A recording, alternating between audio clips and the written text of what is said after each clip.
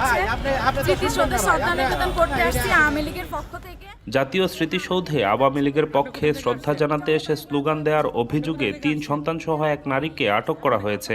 মঙ্গলবার বেলা ১১টার দিকে জাতীয় স্মৃতিসৌধের ফোয়ারার সামনে থেকে তাহমিনা আক্তার নামের ওই নারীকে আটক করা হয়। এ সময় তার সঙ্গে থাকা ৩ সন্তানও উপস্থিত ছিল।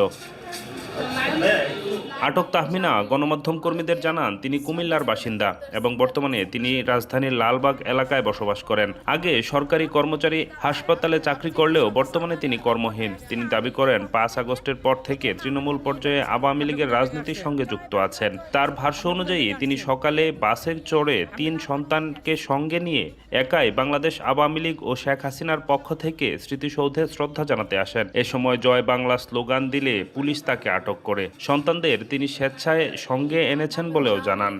থেকে শ্রদ্ধা নিবেদন করতে আসছি জাতীয় স্মৃতিসৌধে, এর জন্য কেউ পাঠায়নি, আমি নিজের ইচ্ছায় আসছি, বাসে করে আসছি। কেউ যদি পাঠাইতো তাহলে আমি গাড়িতে করে কারো সাথে আসতাম। আপনি কোথা থেকে আসছেন? একা একা আসছি, লালবাগ থেকে আসছি। আচ্ছা, আপনার বাসা কই? গ্রামের বাড়ি? গ্রামের বাড়ি কুমিল্লা। এই পতাকাও নিয়ে আসছিলেন না সাথে? আপনি কি ইয়ে করতেন, কোন আওয়ামী লীগের পদে ছিলেন? আওয়ামী লীগের কোনো পদে ছিলাম না। ৫ আগস্টের পরে আমি আওয়ামী লীগ করি, তৃণমূল করি।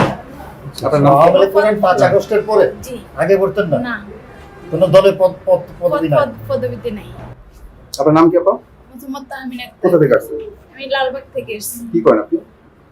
আমি সরকারি কর্মচারী হসপিটালে জব করতাম, এখন এটা যাই না, অনুপস্থিত আছে।